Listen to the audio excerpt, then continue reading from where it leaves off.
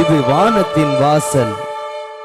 உங்கள் துக்கம் சந்தோஷமாய் மாறும், உங்கள் கவலைகள் கண்ணீர் எல்லாம் மறைந்து விடும். நன்றி டாடி, நன்றிப்பா. உங்கள் 1 சாமுவேல் 2:8.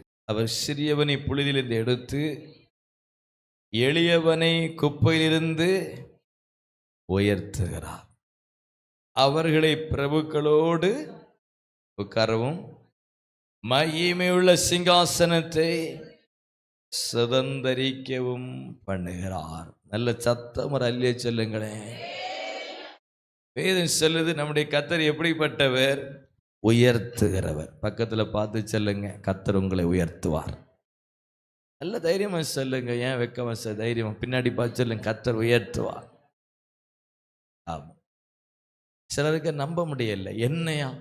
என்னையா கர்த்தர் உயர்த்துவா? ஐயா, இத்தனை வருஷம் ஆச்சு, இதுவரைக்கும் உயர்வே பார்க்கல, அதே நிலையில இருக்கிறேன். இருந்ததுலேருந்து கீழே தான் போயிருக்கேன், முன்னேற்றத்தை பார்க்கவே இல்லை. என்னை பார்த்து இன்னைக்கு கர்த்தர் உயர்த்துவான்னு சொன்ன நான் எப்படி நம்புறது அப்படின்னு சிலருக்கு முகம் இருக்கு. ஆனா நான் உறுதியா சொல்றேன், கர்த்தர் உங்களை உயர்த்துவார். ஏன் சொல்றேன்னா வேதம் அப்படி சொல்லுகிறது, கர்த்தருடைய வசனம் சொல்லுது. யாரை உயர்த்துகிறார்? அவர் சிறியவனை உயர்த்துகிறார். ஊர்லேயே ஒரு சாதாரண ஆளு, குடும்பத்திலே ரொம்ப சாதாரணமான ஆளு, எல்லாரும் அற்பமா பார்க்கிற ஆளு, ஒரு குப்பையை போல நான். ஆண்டவர் அப்படிதான் சொல்றார், எளியவனை ஆண்டவர் குப்பையில் இருந்து உயர்த்துகிறார். குப்பை தொட்டியில் என்ன கிடக்கும்? வேஸ்ட் தான் கிடக்கும். அப்படிதானம்மா, யாராவது தங்க மோதிரத்தை கொண்டு குப்பை தொட்டியில் போடுவாங்களாம். ஒருவேளை தவறுதலா விழுந்தா அவ்வளோதான், குப்பை தொட்டி அன்னை கிளீன் ஆயிரும், ஊரே அதுக்குள்ள சாடிடும். குப்பை தான் அங்க போடுவாங்க, ஒன்றுக்கும் உதவாததை. இன்றைக்கு ஆண்டவர் சொல்லுகிறார், ஒருவேளை உங்களை மனிதர்கள் ஒன்றுக்கும் உதவாதவள் என்றும் பிரயோஜனம் இல்லாதவள் என்றும் அற்பமாய் ஒதுக்கி ஒரு குப்பையை போல போட்டிருந்தா, உங்களுக்கு தான் இன்னைக்கு தீர்க்க தரிசனமாக கர்த்தர் சொல்லுகிறார், உங்களை கர்த்தர் குப்பையிலிருந்து உயர்த்துகிறார். சிறியவனை புழுதியிலிருந்து உயர்த்துகிறார். வேஸ்ட்டை போல கிடக்கிற நம்மை உயர்த்த போகிறார். தேவன் உயர்த்த போகிறார். எத்தனை நம்புறீங்க? கை தட்டி நாடர் நன்றி சொல்லுங்களேன். என் குடும்பத்தை கர்த்தர் உயர்த்த போகிறார், என் பிள்ளைகளை உயர்த்த போகிறார். நாங்கள் உயரப்போகிறோம், என் குடும்பம் உயரப்போகுது, என் பிள்ளைகள் உயரப்போறாங்க, என் தொழிலில் உயர்வு, என் ஆவிக்குரிய வாழ்க்கையில உயர்வு. ஆண்டவர் உயர்வை தருகிறார். படிங்க தானியேல் 6வது அதிகாரம் 1, 2, 3.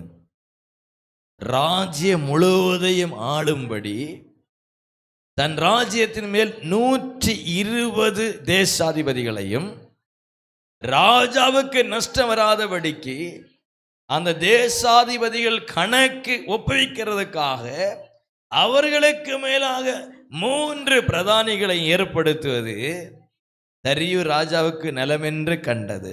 இவர்களை தானியேல் 3வது வசனத்தை படிங்களேன். இப்படி இருக்கையில் தானியேல் பிரதானிகளுக்கும் தேசாதிபதிகளுக்கும் மேற்பட்டவனாயிருந்தான். கைகளை உயர்த்தியவர் அல்லேலூயா சொல்லுங்க.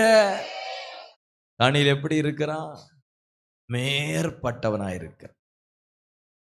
ராஜா தேசங்களை விசாரிப்பதற்கு 120 தேசாதிபதிகள், 120 தலைவர்களை நாடு முழுவதும் வைக்கிறார். ஒவ்வொரு 120 பகுதியாய் பிரித்து 120 பகுதிகளுக்கு 120 தலைவர். இவர்கள் வசூலிக்கிற வரி, அங்க உள்ள வரவு செலவு கணக்கெல்லாம் பார்க்கறதுக்கு இந்த நாடு முழுவதுக்கும் 3 ஃபைனான்ஸ் மினிஸ்டர் வைக்கிறார். 3 நிதித்துறை அமைச்சர். இவன் கணக்கெல்லாம் பார்த்து சரியா இருக்கணும், நஷ்டம் வந்துடக்கூடாதுன்னு சொல்லி 3 பிரதானிகள். அந்த 3 பேர்ல ஒரு ஆளு தான் தானியேல். ஆனா 3ஆம் வசனம் சொல்லுது, இந்த 3 பேருக்கும் தானியேல் தலைவனாய் மாறுகிறார். அப்ப அந்த தேசத்துக்கு ஒரு தலைமை அமைச்சராக, தலைவனாக, தலைமை அதிகாரியாக, தேசாதிபதிகளுக்கும் பிரதானிகளுக்கும் மேற்பட்டவனாக இருக்கிறவர் யாருன்னா இந்த தானியேல். இந்த தானியேல் யாருன்னா அந்த தேசத்தான் கிடையாது, அந்நிய தேசத்தால். அவங்க இனமோ கிடையாது. 120 பேர் அங்க ஊருக்காரங்க, நாட்டுக்காரங்க. 3 பிரதானிகளை எடுக்கிறார்கள். அவங்க யாரு? அங்க உள்ளவங்க. தானியேல் வெளியூருக்காரர். போன இடத்துல எல்லாரை பார்க்க உயர்ந்தவனாய் மாறுகிறார். ஒரு நாள் இந்த தானியேலை யுத்தத்துக்கு வந்த ராஜாக்கள் கைதியை போல கையிலும் காலிலும் விலங்க கட்டி தரதரன்னு அந்த பாபிலோன் தேசத்துல இழுத்து கொண்டு போயிடும். அடிமை போல ஒரு நாள் கொண்டு போயிருப்பாங்க. அடிமை போல கொண்டு போயிருப்பாங்க. ஆனா இன்றைக்கு அந்த அடிமை போல கொண்டு போகப்பட்ட அற்பமாய் பார்க்கப்பட்ட தானியேல் அந்த தேசத்தின் மிகப்பெரிய அதிகாரியாக உயர்ந்து வருகிறார். யார் உயர்த்தினது? எம்எல்ஏ ரெக்கமெண்டேஷனா? எம்பி இருந்தாரா? இல்லை மாமா சித்தப்பா அங்கே யாராவது இருந்தாங்களா? இல்லை. அம்மா அப்பா சம்பாதிச்சு வச்ச சொத்து பத்தா உயர்த்துச்சு, பணமாக உயர்த்துச்சு? எதுவுமே கிடையாது. இல்லை. யார் உயர்த்தினது? தேவன் தானியேலை உயர்த்தினார் என்றால் என்னையும் உயர்த்த முடியாது, என் குடும்பத்தையும் உயர்த்த முடியாது.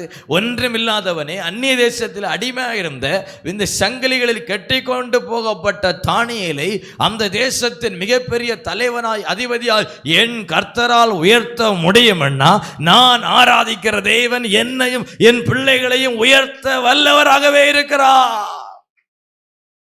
பலர் நினைக்கிறாங்க படிச்சிருந்தாதான் மேலே வர முடியும், பணம் இருந்தாதான் இந்த உலகத்தில் மேலே வர முடியும், சொந்த பந்தங்கள் இருந்தாதான், யாராவது ஒரு ஹெல்ப் பண்ணி விட்டாதான் வர முடியும். சில நினைக்கிறாங்க அப்படின்னு. அப்படி கிடையாது, அப்படி கிடையாது.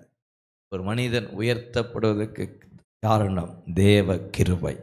கர்த்தர் உயர்த்த வேண்டும், கர்த்தர் உயர்த்தணும். பேதுரு சொல்லுகிறார், அவர் உங்களை உயர்த்தும்படி அவருடைய பலத்த கரத்தில் என்ன செய்யுங்க? அடங்கியிருங்கள். தேவனுடைய கரத்தில் இருக்கும் பொழுது அது யாரா இருந்தாலும் சரி, கர்த்தர் அந்த மனிதனை உயர்த்துவார். இன்றைக்கு ஒருவேளை நீங்க மன உடைந்த, ஐயோ எல்லாரால் அற்பமா பார்க்கப்படுறேன், ஏளனமா பார்க்கப்படுறேனே, நிந்திக்கப்படுறேனே, என்னுடைய தாழ்மை, என் சிறுமை இன்னைக்கு பரிகாசமாயிட்டேன், எங்கள் ஊர்லேயே நான் அற்பமாக பார்க்கப்படுறேனே, வேதனைப்படாதீங்க. என்னை உயர்த்த யாரும் இல்லையே, என்னை கை தூக்கி விட ஆள் இல்லையே, எனக்கு ஒரு ஹெல்ப் பண்ண ஆள் இல்லையே, எனக்கு கொடுத்து உதவும் ஆள் இல்லையே, வேதனைப்படாதீங்க. நமக்கு ஒருவர் இருக்கிறார். அற்புதமாய் நம்மை உயர்த்துகிற ஒரு தேவன் நமக்கு உண்டு. உயர்த்துகிற தேவன். உயர்வுன்னு சொன்ன உடனே ஏதோ இந்த பணம் பொருள், ஒரு பெரிய வீடை கட்டிட்டா உடனே உயர்ந்துட்டான்னு சிலர் நினைக்கிறாங்க. ஒரு பெரிய காரை வாங்கிட்டா அவன் ஒரு பெரிய உயர்வு இல்லை. உயர்வு வளர்ச்சி என்பது எல்லாவற்றிலும் வரணும். எல்லாவற்றும் ஒரு குழந்தை இருக்குது, அந்த குழந்தை பிறந்து வளருதுன்னா கையும் வளரணும், காலும் வளரணும். வெறும் கை மட்டும் வளர்ந்துட்டு போனா வளர்ச்சியாது, நோய். வயிறு மட்டும் வீங்கிட்டே போனா நோய். தலை மட்டும் பெருசாயிட்டே போகுது அப்படின்னா என்ன செய்யணும்? ஆபரேஷன் தான் பண்ணணும். வளர்ச்சி என்றால் வெறும் பணமும் பொருளும் நகையும் பெருகுவது அல்ல. வளர்ச்சி என்றால் எல்லா விதத்திலும் வளர்ச்சி வரணும். குடும்ப உறவிலே வளர்ச்சி, பிள்ளைகள் பெற்றோருடைய ஐக்கியத்தில் ஒரு வளர்ச்சி, குடும்ப சமாதானத்தில் ஒரு வளர்ச்சி, ஜெபத்திலே ஆவிக்குரிய விதத்தில் ஒரு வளர்ச்சி, எல்லா பகுதியிலும் ஒரு வளர்ச்சி உண்டாக வேண்டும். எல்லாத்திலும் முன்னேற்றம் உண்டாகணும். தேவனை அறியாத அஞ்ஞானிகள் அல்லது தெய்வத்தை ஆராதிக்காத உலக மனிதர்கள், இன்னைக்கு துன்மார்க்கர்கள் பெரிய செல்வந்தர்களாக இருக்கிறாங்க, கோடீஸ்வரர்களாக இருக்கிறாங்க. பலரை அடித்து ஏமாத்தினவனும் கொலைகாரனும் கொள்ளைக்காரனும் இன்றைக்கு பெரிய செல்வந்தராக இருக்கிறாங்க. அதை உயர்வு வளர்ச்சின்னு சொல்ல முடியுமா? அதல்ல உயர்வு. அந்த மனிதனுடைய தனிப்பட்ட வாழ்க்கையை பாருங்கள். இரவெல்லாம் தூங்க முடியாது, தூக்கம் வராது. அவருடைய பிள்ளைகளுடைய வாழ்க்கையை பாருங்கள், பல்வேறு நெருக்கத்தில் இருப்பாங்க. நான் எத்தனையோ பெரிய செல்வந்தர்களுடைய வாழ்க்கை தனிப்பட்ட விதத்தில் அவருடைய பேசவும் பழகவும் ஜெபிக்கவும் ஆண்டு வாய்ப்பை தந்த அப்படி பார்க்கும் பொழுது வெளியிலே நமக்கு பார்த்தா பிரம்மாண்டமாக இருக்கும், இப்படிப்பட்ட வீட்டுக்குள்ளே நமக்கு போக வேறு மாதிரி இருக்கும். ஆனால் அங்கே போய் அவங்கக்கிட்ட உட்கார்ந்து பேசினா சின்ன குழந்தைய போல அழுவாங்க. மனைவி படுக்கையில் கிடப்பாங்க, பிள்ளைகளுக்கு ஒரு பாதிப்பு இருக்கும், வீட்டில் நிம்மதி இருக்காது. எத்தனையோ நாட்கள் இரவு உறங்கல்னு சொல்லுவாங்க, தூக்கம் மாத்திரை போட்டால் கூட தூக்கம் வரலன்னு சொல்கிறாங்க பெரிய கோடீஸ்வரர்கள். அதை உயர்வுன்னு நம்ம சொல்ல முடியுமா? அதல்ல உயர்வு. உயர்வு என்பது கர்த்தர் ஒரு தேவ பிள்ளைகளுக்கு கொடுக்கிற ஆசீர்வாதம். அந்த குடும்பம் எப்படி இருக்கும்? வேதம் சொல்லுகிறது, அவன் நீர்க்கால் உரமாய் நடப்பட்டு தன் காலத்தில் தன் கனி தந்து இலையுதிரா மரத்தை போல இருப்பான். அவன் செய்வது எல்லாம் வாய்க்கும், அவன் செய்கிற வேலைகள் எல்லாம் வெற்றியாய் முடியும், எல்லாவற்றிலும் ஒரு ஜெயம் இருக்கும். வேதம் சொல்லுது, தானியேலின் காரியம் எப்படி இருந்தது? ஜெயமா இருந்தது, எல்லாவற்றிலும் ஜெயம். நான் முதல்ல சொன்னேன், எடுத்த தீர்மானத்தில் ஜெயம். உறுதியா இருந்தான், வெற்றி பெற்றான், பாவத்திலே ஜெயித்தான். பாவம் மேற்கொள்ள முடியல, சூழ்நிலையில் மேற்கொள்ள முடியல, காரியம் ஜெயமா இருந்தது. தானியேல் எதை செய்தாலும் வாய்த்தது. ஜெப வாழ்க்கையில வெற்றி, உயர்வு, பரிசுத்தத்தில் வெற்றி, உயர்வு. எதிராக மனிதர்கள் சூழ்ச்சி செய்யறாங்க, தானியேல் அதிலே வெற்றி பெறுகிறான், உயர்வு. பிசாசனுடைய போராட்டத்தில் வெற்றி, உயர்வு. பாருங்க, அதுதான் தேவன் கொடுக்கிற ஆசீர்வாதம். மனைவி எப்படி இருப்பாங்க? வீட்டோரங்களில் கனி தரும் திராட்சை கொடியை போல இருப்பான். பிள்ளைகள் எப்படி இருப்பாங்க? பந்திய சுற்றிலும் ஒலிவ மர கன்றுகளை போல இருப்பாங்க. பிள்ளைகளின் சமாதானம் பெரிதா இருக்கும். கோடிக்கணக்கில் பணம் இருக்குது, வீட்டில் நிம்மதி இல்லைன்னா அதெல்லாம் ஆசீர்வாதம், அதெல்லாம் உயர்வு. சில பணத்தை சம்பாதிச்சுட்டு நான் வளர்ந்துட்டேன், பெருகிட்டேன், உயர்ந்துட்டேன்னு சொல்லுவாங்க. கிடையவே கிடையாது. 50 கோடி சம்பாதிச்சுட்டேன், ஆனா இன்னும் இயேசு அறியல, ரட்சிக்கப்படலை, ஞானஸ்தானம் இல்லை, அது உயர்வா? நிச்சயமா கிடையாது. அந்த மனிதர் மரிக்கும் பொழுது அவன் நிலை என்ன ஆகும் யோசித்து பாருங்க. இந்த சம்பாதிச்ச பணம், பொருள், வீடு, பணம் ஏதாவது ஒண்ணு கொண்டு போக முடியுமா? 1 கிராம் கம்மலை கொண்டு போக முடியுமாங்க? எல்லாம் இங்கே தான் கிடக்கும். அவருடைய ஆத்மா பாதாளத்தில் வேதனை உள்ள இடத்துல தள்ளப்படுது, அது வல்ல உயர்வு. நம்ம லூக்கா சுவிசேஷத்தில் படிக்கிறேன், இல்லை ஒரு பெரிய பணக்காரனை கொண்டு பாதாளத்தில் போட்டிருக்கு. பெரிய செல்வன் தான், ஊர்ல பெரிய பணக்காரன். அவன் வீட்டு குப்பை தொட்டில கிடக்கிற வேஸ்ட்டை எடுத்து தின்றதுக்கு ஒரு தரித்திரன் காத்திருக்கிறான் வீட்டு வாசல் படையிலே. அவன் எங்க இருக்கிறான்? பரதேசிலே, இளைப்பாறு இடத்திலே. இவன் எங்க இருக்கிறான்? பாதாளத்திலே. உலகத்தில் பார்த்தா அவர்கள் பெரிய உயர்வில் இருக்கு, அங்க பார்த்தா அவர்கள் பாதாளத்திலே கிடக்கிறார்கள். சாதாரண மனிதன் பரதேசிலே உயர்த்தப்பட்ட இடத்துல இருக்கிறான்.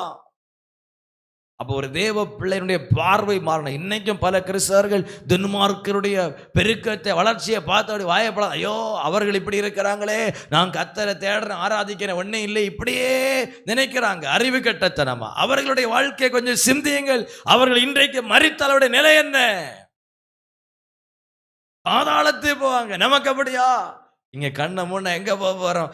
ஏசப்பா கிட்ட, அவருடைய ராஜ்யத்துல, மகிழ்ச்சியான இடத்துல, அந்த மகிமையின் தோட்டத்துல அவர் கையை பிடிச்சிட்டு உலாவ போறான். எது ஆசீர்வாதம், எது உயர்வையா? அவனுடையதல்ல, என்னுடையது. கைகளை தட்டி நாடு செலுத்துங்க. அந்த உயர்வை கர்த்தர் நமக்கு கொடுத்திருக்கிறார்.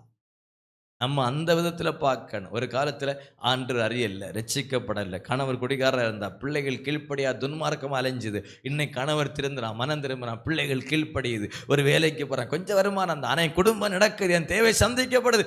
அது உயர்வுங்க, அது உயர்வு. கர்த்தர் தந்திருக்கிற உயர்வு. அதுக்காக கர்த்தரை சோதனை பண்ணணும். இது பக்கத்து வீட்டு அக்கா 2 மாடி கட்டிட்டு, ஐயோ எனக்கு 2 மாடி இல்லையே, இப்படி நினைச்சு வருத்தப்பட்டு அழுதுட்டு இருக்க கூடாது. அங்கே கணவன் ரட்சிக்கப்படல, பிள்ளை ரட்சிக்கப்படல, வீட்டில் தினமும் சண்டை. எனக்கு 1 மாடி இருந்தாலும் என் வீட்டில் சமாதானம் இருக்குது, என் வீட்டில் குடும்ப ஜெபம் இருக்குது. நாங்கள் ஞாயிற்றுக்கிழமை குடும்பமாய் வந்து ஆலயத்தில் ஆராதிக்கிறோம். எது உயர்வு? அதுதான் உயர்வு. தேவ பிள்ளைகள் அதை சரியா புரிந்து கொள்ளணும். உலகத்தை பார்க்கறது போல இல்ல. அவன் 5 பவுனில் போட்டிருக்கான், எனக்கு 2 பவுன் தான் இருக்கு. அதல்ல உயர்வு. எல்லா விதத்திலையும் பார்க்கணும். எப்படி இருக்கு என் குடும்பம், என் பிள்ளை எப்படி இருக்கு, என் பிள்ளை படிக்குது, அது ஞானம் இருக்கு, அந்த பிள்ளையை பாரு சிறந்து விளங்க, முதலிடத்துல வருது, நல்ல மதிப்பெண் எடுக்குது, சொன்ன கேட்குது, கீழ்ப்படிஞ்சு அடங்குது, ஊதாரியை போல அலையல்ல. அதுதான் உயர்வு. அதுதான் தேவன் கொடுக்கிற உயர்வு. ஒரு காலத்தில் ஒன்றே இல்லாம இருந்தேன், இல்ல வெறுமையா இருந்தேன், கிழிஞ்ச துணியை போட்டேன், இன்னும் நல்ல நல்ல சட்டை 2 தந்திருக்கிறாரே, அது உயர்வு. தேவன் நம்மை உயர்த்துகிறவர். தானியேல் உயர்த்தப்பட்டார். சாதாரணமானவர்களை உயர்த்துகிற ஒரு ஆண்டவர்னா அவர் இயேசு மட்டும்தாங்க இந்த உலகத்தில். நான் சொல்லுவேன், மிகவும் சாதாரணமானவர்களை, மிகவும் எளியவர்களை, ஒன்றுமில்லாதவர்களை, பசியிலும் பட்டினியிலும் வாடுகிறவர்களை, உலகத்தால் அற்பமாய் வேண்டாம் என்று ஒதுக்கப்படுகிறவர்களை உயர்த்துகிற ஒரு தெய்வம் உண்டுன்னா அவர் இயேசு ராஜா. அவரை நம்புங்கள், உயர்வு வரும். மனிதனை நம்புகிறவர்கள் உயர முடியாது. உலகத்தில் எதை நம்பி என்னை அவர்கள் உயர்த்துவாள், இவர் உயர்த்தும். உயரவே முடியாது. ஒரு முறை ஒரு சகோதரனுடைய கடையிலே அவருடைய தொழில் ஸ்தானத்திலே ஜெபிக்க முடியாது என்னை கூட்டிக் கொண்டு போனான். ஜெபிக்க போயிருந்தேன்.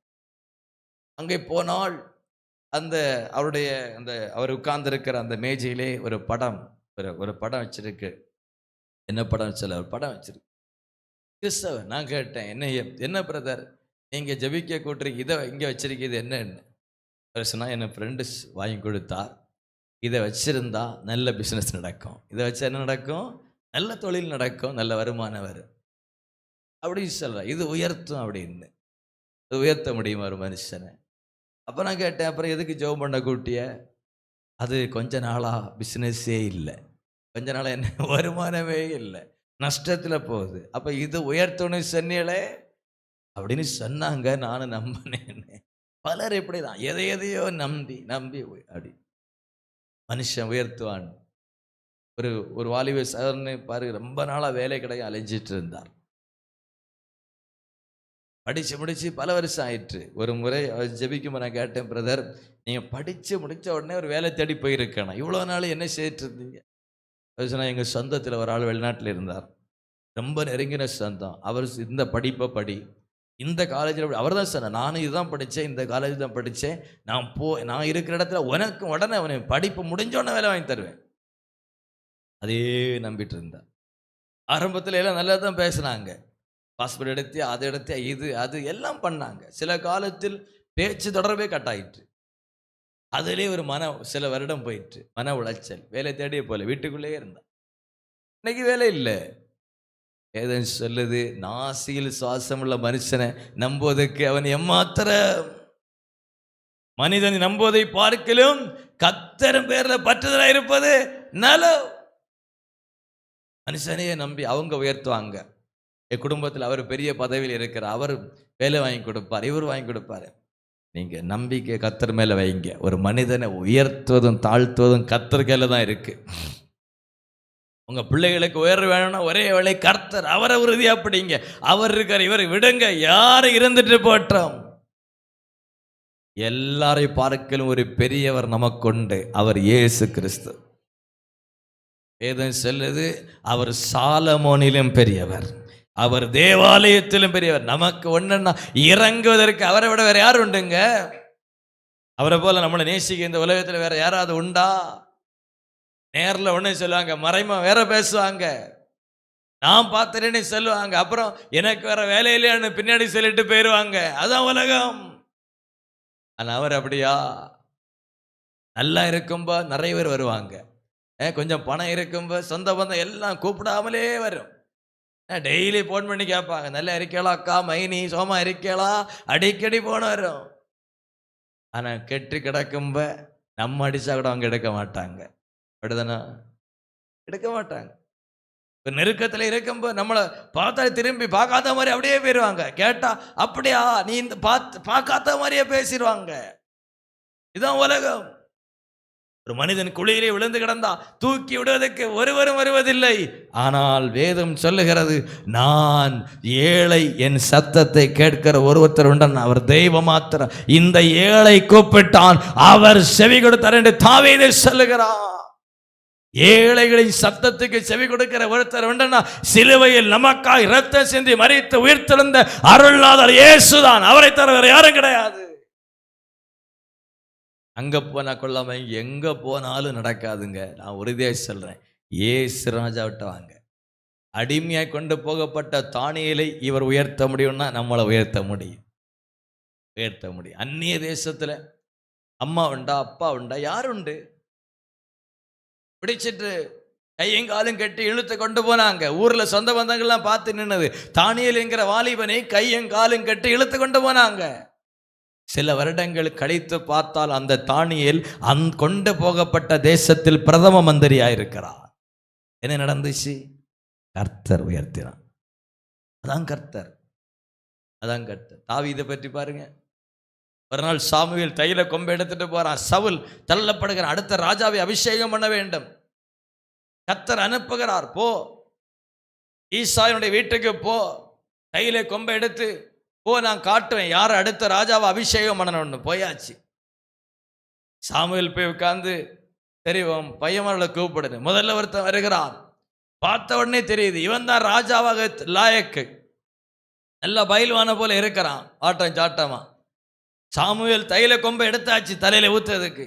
கர்த்தர் சொன்னா, டே உள்ளவை, நீ பார்க்குற மாதிரி நான் பார்க்க மாட்டேன், மனுஷன் பார்ப்பது போல நான் பார்ப்பதில்லை.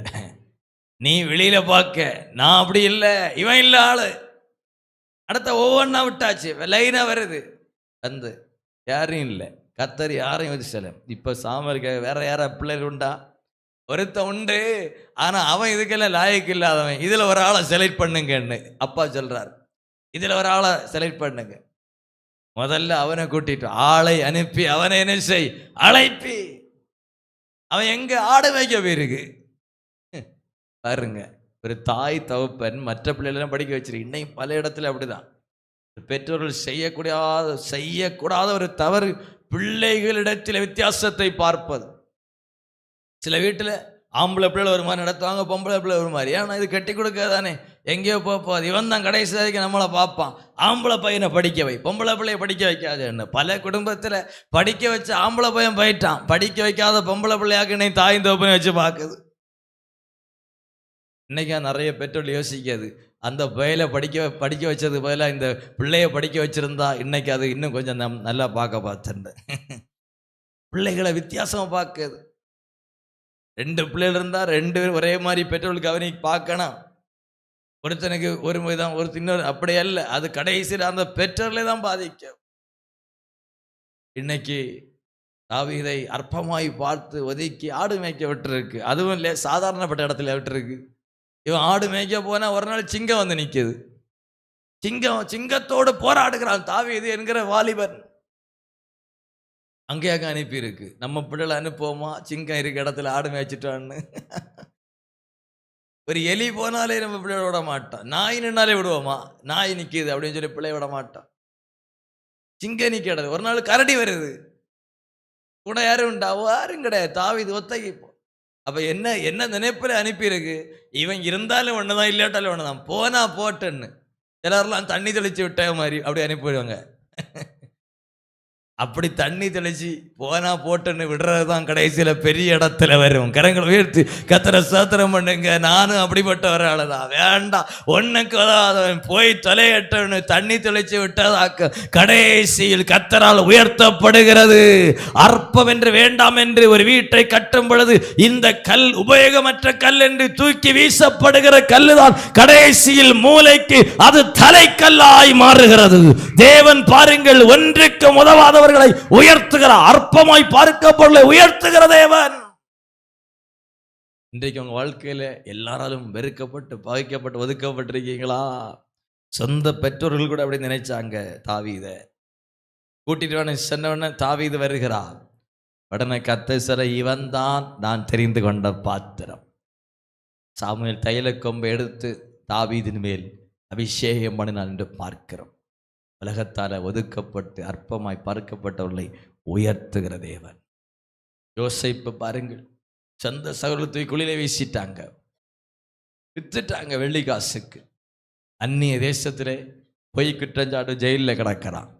ஒரு நாள் வருது, கர்த்தர் அந்த மனுஷனை அந்த தேசத்துக்கு அதிகாரியாய் தலைவனை உயர்த்தினார். ராஜா சொல்லுகிறார், சிங்காசனத்தில் மட்டும்தான் நான் ராஜா, மற்றபடி எல்லாம் நீதான். முத்திரை கலத்தி யோசேப்பின் கையிலே போட்டு கொடுத்தார். முத்திரை மோதிரம் என்ன தெரியுமா? சீல். அதை வச்சா அது ராஜா கையெழுத்து போட்ட மாதிரி. அதான் முத்திரை மோதிரம்.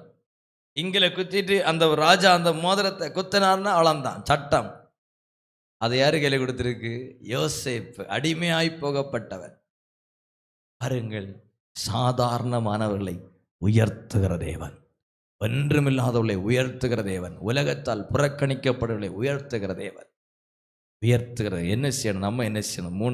3 வசனத்தை மட்டும் நான் சொல்றேன், கவனமாய் கேளுங்கள், ஜெபிப்போம்.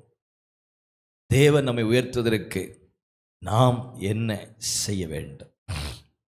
முதலாவது, தானியேலின் புஸ்தகத்தில் நம்ம படித்த தானியேல் 6:3 படியுங்கள். தானியேல் 6:3. தானியேலுக்குள்ள என்ன இருந்துச்சு? விசேஷித்த ஆவி. சரி, முதலாவது தேவனுடைய ஆவி இருந்தால் நாம் உயர்த்தப்படுவோம். சொல்லுங்க, தேவனுடைய ஆவி இருந்தால் உயர்த்தப்படுவோம்.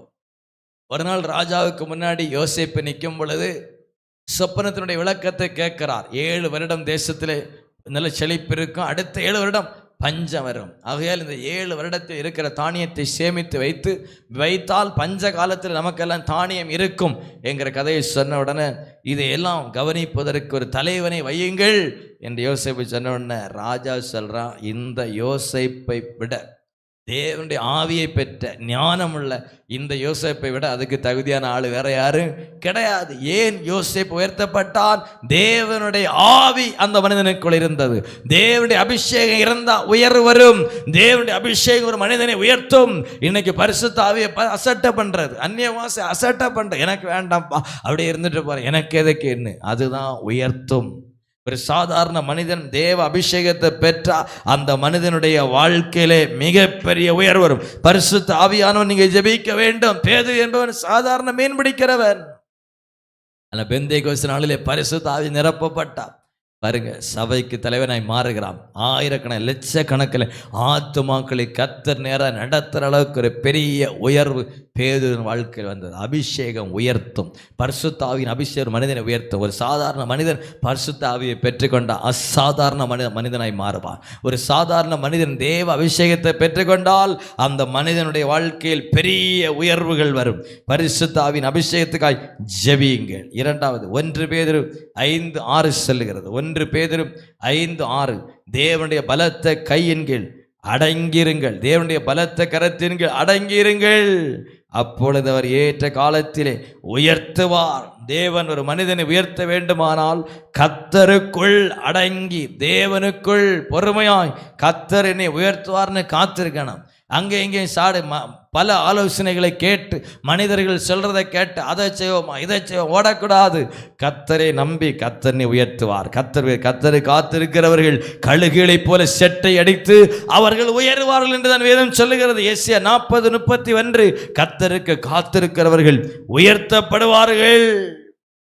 கர்த்தருடைய சமூகத்தில் ஒரு மனிதன் பொறுமையாய் தேவனுக்கென்று காத்திருந்தால் அந்த மனிதனை கர்த்தர் உயர்த்துவார். சங்கீதம் 40:1-2-3 சொல்லுகிறது, நான் கர்த்தருக்கு பொறுமையாய் காத்திருந்தேன், அவர் எனக்கு செவி கொடுத்து சேற்றிலிருந்து என்னை தூக்கிவிட்டு என் கால்களை கண்மலையின் மேல் நிறுத்தினார். கர்த்தருக்கு காத்திருக்கிறவர்களுக்கு உயர்வை தேவன் கொடுப்பார். பொறுமையாய் கர்த்தருக்காய் காத்திருக்கும் உயர்வை கொடுப்பார். மூன்றாவது, எபிரேயர் 11:6 சொல்லுகிறது. எபிரேயர் 11:6, விசுவாசம் இல்லாமல் தேவனுக்கு பிரியமாய் இருப்பது கூடாத காரியம். விசுவாசிப்பதனால் உயர்த்தப்படுவோம். விசுவாசிக்கிறவர்களுக்கு உயர்வு உண்டு. விசுவாசத்தோடு கர்த்தருடைய சமூகத்தில் பொறுமையாய் காத்திருந்தால் நிச்சயமாய் உயர்வு வரும். அப்படி எழும்பி நிற்போமா? கர்த்தருடைய சமூகத்தில் எழும்பி நிற்போம். தேவன் உயர்த்துகிறவர். இன்றைக்கு ஆண்டவர் உங்களோடு பேசுகிற ஆசீர்வாதமான வார்த்தை, நான் உங்களை உயர்த்துவேன். வாழ்க்கையில் பல வருடமாக தொழிலில் போராடிட்டு இருக்கிறீங்க. ஆவிக்குரிய வாழ்க்கையில் உயர முடியலை, ஊழியத்தில் வளர முடியலை, குடும்ப வாழ்க்கையில் நெருக்கத்தை சந்தித்து வேதனை சந்தித்து உபத்திரப்பட்டு கொண்டிருக்கிறீர்கள். ஒரு உயர்வுக்காக காத்திருக்கிறீங்க. கர்த்தரை உயர்த்தணும்னு உங்கள் மனம் விரும்புது. இன்றைக்கு கர்த்தர் சொல்லுகிறார், நான் உயர்த்த போகிறேன். தேவனுடைய அபிஷேகம் உனக்கு வேண்டும்.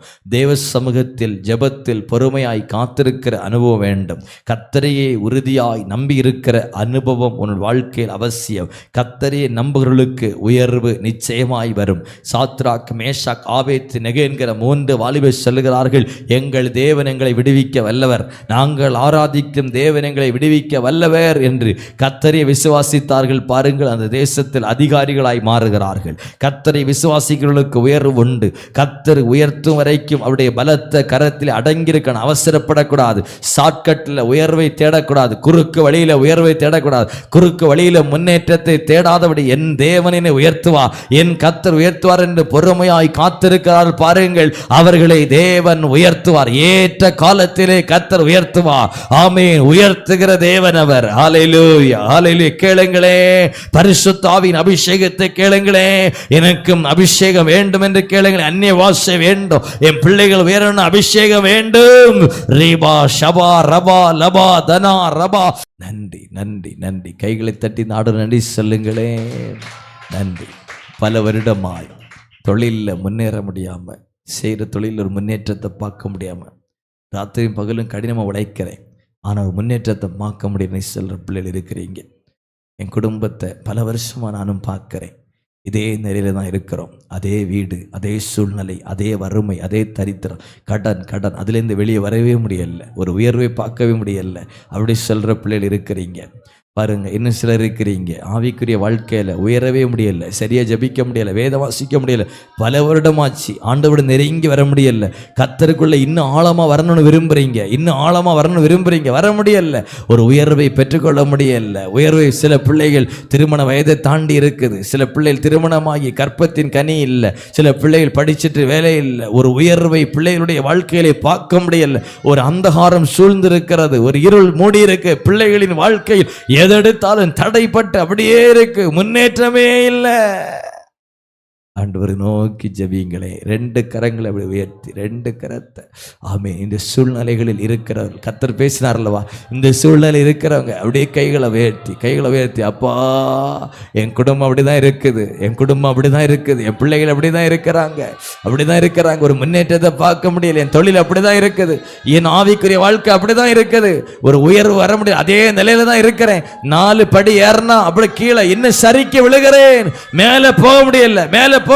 ஆண்டவரே, உயர்த்துகிற தேவன், தானியேலை உயர்த்தினீர், யோசேப்பை உயர்த்தினீர், அப்பா தாவீதை உயர்த்தினீர், அற்பமானவர்களை, ஒன்றைக்கு உதவாதவர்களை, எளியவர்களை, புழுதியில குப்பையில கிடக்கிறவர்களை எடுத்து உயர்த்துகிற எங்கள் கண்மலையே, இன்றைக்கு உம்முடைய சமூகத்தில் கைகளை உயர்த்தி நிற்கிற பிள்ளைகளுக்காய் ஊழியக்காரன் ஜெபிக்கிறேன். ஆண்டவரே, இந்த குடும்பங்களை உயர்த்தும், கரம் பிடித்து உயர்த்தும், இந்த கையை பிடித்து தூக்கிவிடும். ஆண்டவரே, குழியில் இருக்கிறவரை தூக்கி எடுக்கிறவரை, குழியிலே கிடக்கிறவரை தூக்கி எடுக்கிறவரை, இன்றைக்கு இந்த குடும்பங்களை தூக்கி எடுப்பீராக. ஆவிக்குரிய வாழ்க்கையிலே வளரட்டும், ஓ ஷபா ரபா, தொழிலே வளரட்டும், பிள்ளைகள் படிப்பிலே வளரட்டும், உயரட்டும், ஓ குடும்ப வாழ்க்கையிலே உயரட்டும், ஓ சகல காரியத்திலும் கர்த்தரின் ஆசீர்வாதம் இறங்கட்டும், கர்த்தரின் நன்மை இறங்கட்டும். கைகளை தட்டி வரும் நிமிடம், கைகளை தட்டி வரும் அபிஷேகத்தோடு ரீபா ஷபா லபா. சிலரை தேவன் அக்கினியா மாற்றுகிறார். நிரம்பு, இந்த அபிஷேகம் உயர்த்த போகுது, இந்த அபிஷேகம் உயர்த்த போகுது. மகளே, உன்னை உயர்த்துவதற்கு அந்த அபிஷேகம் ரீபா ரபா ரபா ஷபா லபா, கர்த்தரின் மகிமை. இது வானத்தின் வாசல், தேவனின் ஆலயம், நியூ இந்தியா ஆராதனை கூடாரம், ஜாதிகள் எல்லாம் இயேசுவை காண என்றும் மகிமையாய் ஒளிரும் சபை இது.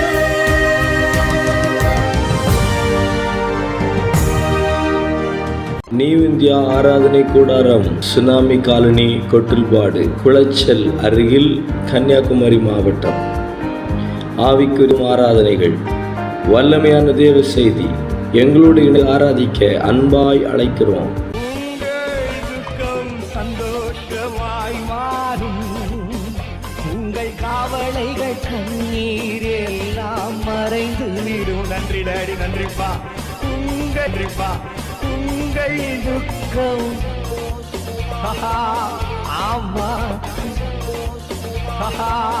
ஆமா, உங்கள் காவலைகள் கண்ணீர் எல்லாம் மறைந்து